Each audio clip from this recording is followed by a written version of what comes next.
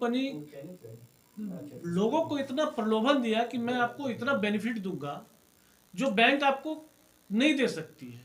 तो उस परिस्थिति में हमारे जितने पीड़ित परिवार हैं वो अपने बच्चियों की शादी का जो पैसा जमा करके रखे थे, जो अधिक से अधिक बाजार से ब्याज में उठाकर पैसा, ताकि उसको एक प्रलोभन, इस तरह का स्कैम हुआ है, बहुत बड़ा स्कैम हुआ है।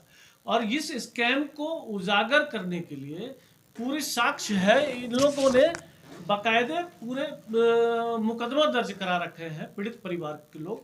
जब वहां से भी इन लोगों का निदान नहीं हुआ, चूंकि ये मुकदमा होने के बाद हमें ऐसा महसूस हो रहा है कि ये इतने पैसे का गमन किया है कि उनके पास पैसे का पावर है और उस पावर को यूज करके इस मामले को दबा दिया जाता है। लेकिन एनएचआरओ इस चीज के लिए वचनबद्ध है कि जो घोटाला इन गरीब दबे कुचले लोगों के साथ हुआ है उसके इंसाफ के लिए हमारी जो ये एनएचआरओ है वो वचनबद्ध है। और यदि हम लोग एक सप्ताह के अंदर यदि पीड़ित दोषियों को गिरफ्तार कर पीड़ित परिवारों की मुआवजा का पैसा यदि नहीं दिलाते हैं प्रशासन, तो एनएचआरओ झारखंड ही नहीं, देश के हर एक प्रदेश में जहां जहां इनकी ये स्कैंडल चल रही है उसका उजागर करेगी। उजागर के साथ साथ उनको अविलंब गिरफ्तार करने के लिए चरणबद्ध। आप देख रहे हैं RSPN न्यूज, स्पष्ट मंतव्य खरी बात। नमस्कार, मैं नीरज सिन्हा और आप देख रहे हैं RSPN न्यूज, स्पष्ट मंतव्य खरी बात। स्पष्ट मंतव्य खरी बात में आम जनता हो जाए सावधान। जी हां, सही सुना आपने, आम जनता हो जाए सावधान, क्योंकि आपके बीच घूम रहे हैं कुछ ऐसे लोग, कुछ ऐसी कंपनियां जिनका मुख्य उद्देश्य आपके जीवन भर की कमाई पर डाका डालना है। इस बात का खुलासा किया है राष्ट्रीय अध्यक्षा साधना ओझा जी ने। जी हां, आज एक प्रेस कॉन्फ्रेंस को आहूत कर राष्ट्रीय मानवाधिकार संगठन की राष्ट्रीय अध्यक्ष साधना ओझा जी, राष्ट्रीय उपाध्यक्ष प्रिंस आजमानी जी एवं राष्ट्रीय महासचिव संतोष कुमार सिन्हा जी ने इस बात की पुष्टि की है। राष्ट्रीय मानवाधिकार संगठन के कार्यालय में एक प्रेस कॉन्फ्रेंस को आहूत किया जाता है और प्रेस कॉन्फ्रेंस के द्वारा जन नागरिक को सूचित किया जाता है कि दो जालसाज कंपनी ऑटलर लाइफ एवं KRS ग्रुप शहर में घूम रहे हैं।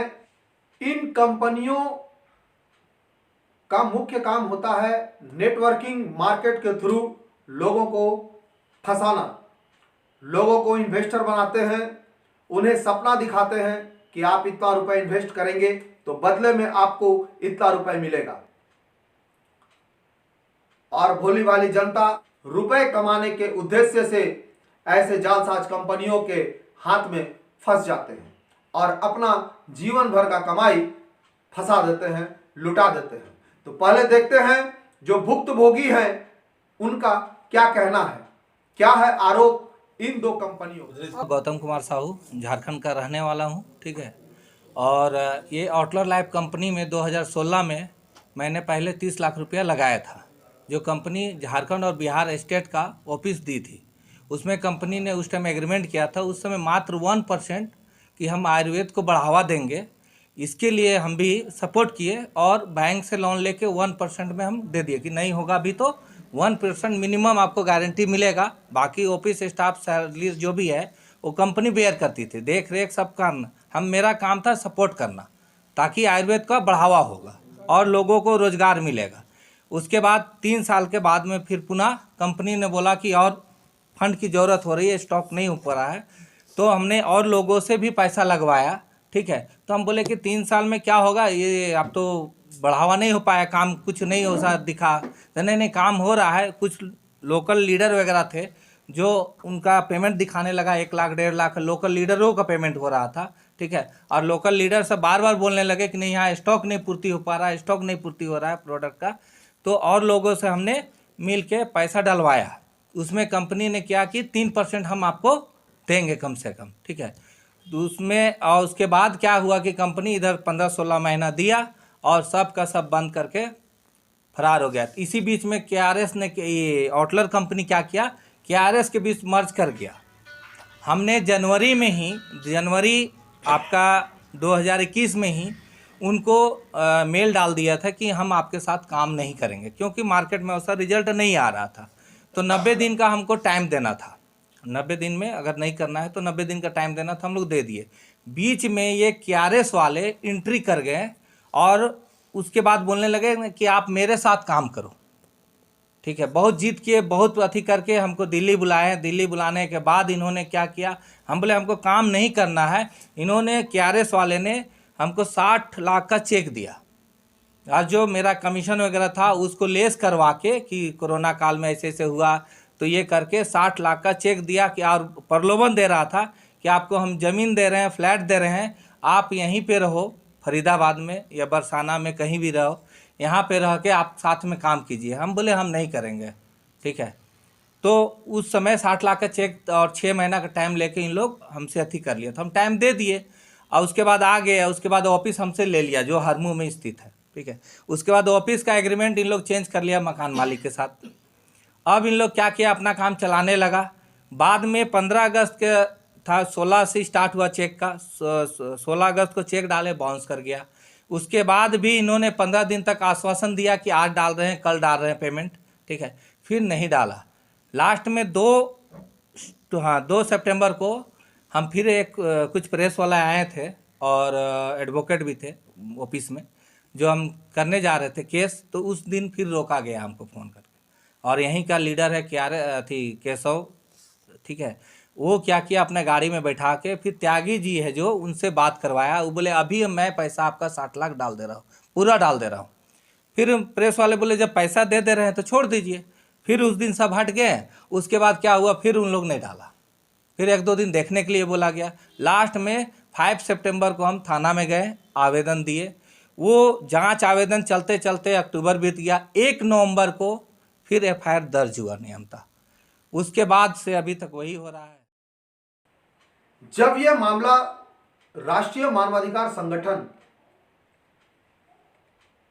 में आता है तो पदाधिकारी प्रेस कॉन्फ्रेंस करते हैं। कल मेरी बात, आपने एक वर्ड सुना होगा, बहुत कॉमन वर्ड है, बिचौलिया, मांडवाली, ये सब आपने सुना होगा। कल इत्तेफाकन हम लोग ऑफिस में थे, इवनिंग में साधना जी को कल फ़ोन आया कंपनी से, और वो फ़ोन इन्होंने मुझे पकड़ा दिया। जब मैंने बात किया तो बात करने के लहजे से लगा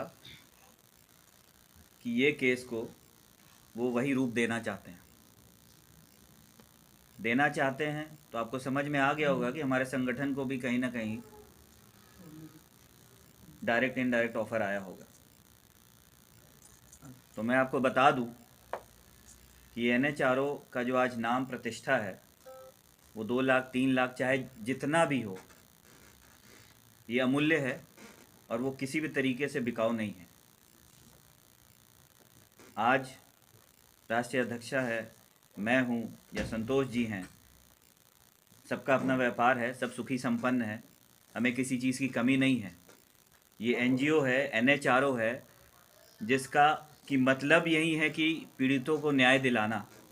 और अगर बड़े लोग ही छोटे लोग को कुचलते हैं या फिर छोटा ही कुचल के बड़ा होता है, ये सभी को मालूम है।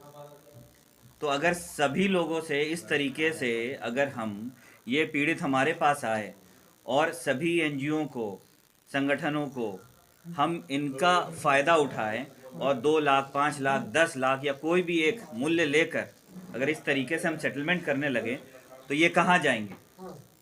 तो ये हमें कल इसका ज्ञान हुआ कि डायरेक्ट इनडायरेक्ट कहीं हमें भी प्रलोभन दिया जा रहा है। लेकिन 100 बातों में मैंने एक बात कही कि हमने जो भी अभी तक दस्तावेज़ देखे हैं, जो पीड़ितों का हमने सुना है, उससे तो एक तरफा यही लगता है कि भुक्तभोगी जो हैं, जो पीड़ित हैं, वो अभी हमारे पास है, आप पीड़ित नहीं लग रहे हैं। तो उनका कहना है कि नहीं, हमारे साथ भी जो यहाँ के इन्वेस्टर हैं या जो भी उनके हैं कंपनी के लोग, जो रिप्रेजेंटेटिव थे, उन लोगों ने उनके साथ फ्रॉड किया है, कंपनी को डुबोने में उनका बहुत बड़ा हाथ है। तो हमने कहा कि भैया एक तरफा है, अगर ऐसी बात है तो आपके पास भी अगर दस्तावेज होंगे और आपके पास अपने आप को साबित करने के लिए साक्ष्य हैं तो हम आपके लिए भी खड़े हैं, लेकिन अब समय बहुत कम है। आप जल्दी ही इसका आप दस्तावेज और अपना साक्ष्य उपलब्ध कराएं, ताकि अब पीड़ित आप हैं कि ये हैं, जो भी पीड़ित हैं उनको न्याय दिलाया जा सके। और इस कथन के साथ हमने कल फ़ोन डिस्कनेक्ट किया। धन्यवाद। मैडम आपका परिचय। साधना ओझा, राष्ट्रीय मानवाधिकार संगठन की राष्ट्रीय अध्यक्ष हूँ मैं जी। मैडम, जो फ्रॉड कंपनी जिसके खिलाफ आपके पास कंप्लेन आया है जी, उनसे कभी किसी प्रकार को कोई संपर्क हुआ है, कोई फोन पे या मिलना? जी जब गौतम जी ने मुझे यहाँ पे कंप्लेन दिया था, उनके खिलाफ जो शिकायत दर्ज यहाँ कराए थे इन्होंने, उसके बाद इन्होंने मैंने इनसे नंबर मांगा था कि जो आपके साथ फ्रॉड करी है कंपनी, आप उनका नंबर मुझे अवेलेबल कराएं ताकि मैं उनसे बात करूं कि उनकी मोटिव क्या है, वो पैसा देना चाहते हैं या नहीं देना चाहते हैं। तो मैंने उन्हें कॉल किया था, तो फर्स्ट कॉल तो मेरी उन्होंने इग्नोर किया था, लेकिन सेकंड टाइम उन्होंने खुद से कॉल किया था।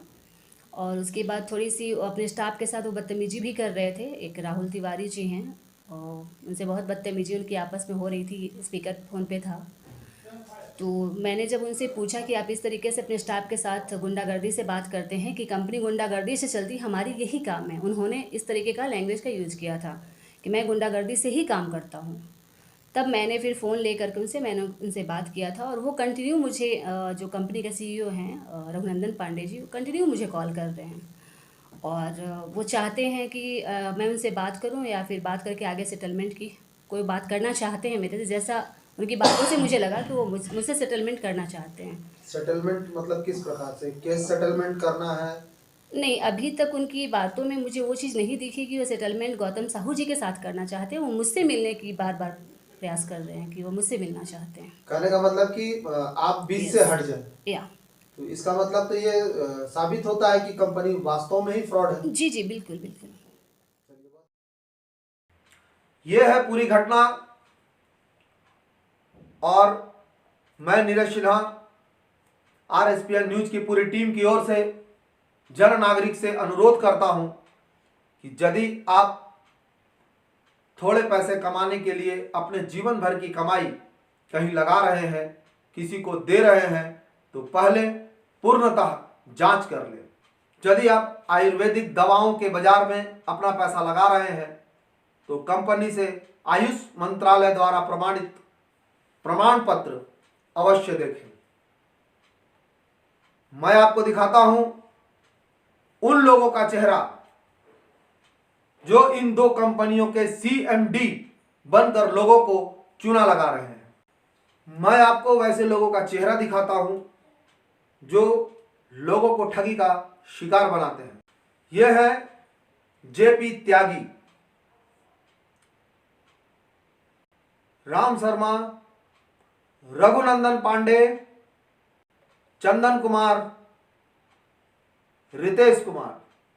ये इस कंपनी के, इस सिंडिकेट के वैसे लोग हैं जो भोली भाली जनता से आयुर्वेद के नाम पर, चिट फंड के नाम पर, इन्वेस्ट कराने के नाम पर पैसे ठगी का काम करते हैं।